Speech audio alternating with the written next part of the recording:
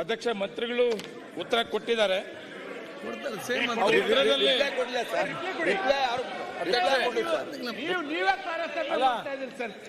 ಈಗ ಸನ್ಮಾನ ಒಂದ್ ನಿಮಿಷ ಹೇಳ್ತೇನೆ.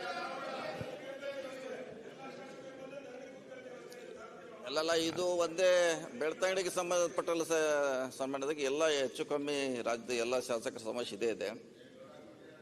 ನಾವು ಬಂದ ಮೇಲೆ ಬಹುಶಃ ಕಾಂಗ್ರೆಸ್ ಬಿಜೆಪಿ ಅಂತ ಇಲ್ಲಿವರೆಗೆ ಮಾಡ್ಲಿಕ್ಕೆ ಹೋಗಿಲ್ಲ, ಇಲ್ಲಿವರೆಗೆ ಮಾಡಿಲ್ಲ.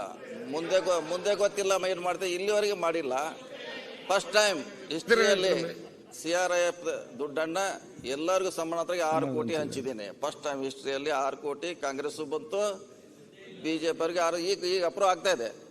ಸೆಂಟ್ರಲ್ ಫಂಡ್ ಅನ್ನ ಎಲ್ಲರಿಗೂ 6 ಕೋಟಿ ಸಮಾನಾಂತರ ಸೆಂಟ್ರಲ್ ಫಂಡ್ ಹಂಚಿದ್ರೆ ನಿಮ್ದೇನು ಕೊಟ್ಟಿಲ್ಲ, ಇಡೀ ರೋಡ್ಗಳೆಲ್ಲ ಹಾಳು ಬಿದ್ದೋಗಿದಾವೆ. ಯಾವ ರೀತಿ ಬೇಕಾದ್ರೆ ಮಾಡಬಹುದಿತ್ತು, ಮಾಡಿಲ್ಲ. ನಾನು ಎಲ್ಲರಿಗೂ 6 ಕೋಟಿ ಹಂಚಿದ್ದೀನಿ. ನಾನು ಮಾನ್ಯ ಸಚಿವರಿಗೆ ಒಂದು 10 ಸತಿ ಭೇಟಿ ಮಾಡಿ 10 ಲೆಟರ್ ಕೊಟ್ಟಿದ್ದೀನಿ. ನಿನ್ನೆ ಕೂಡ ಹೋಗಿದ್ದಾರೆ, ಮುಖ್ಯಮಂತ್ರಿ ಚರ್ಚೆ ಮಾಡಿದೀವಿ.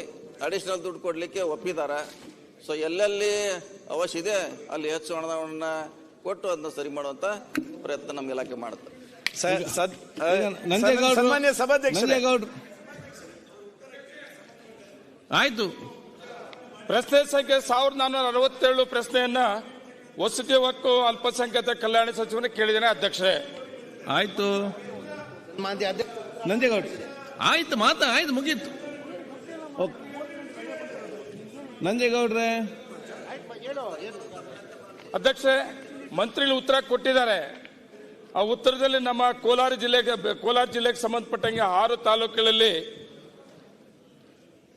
ನಿವೇಶನ ರೈತರಿಗೆ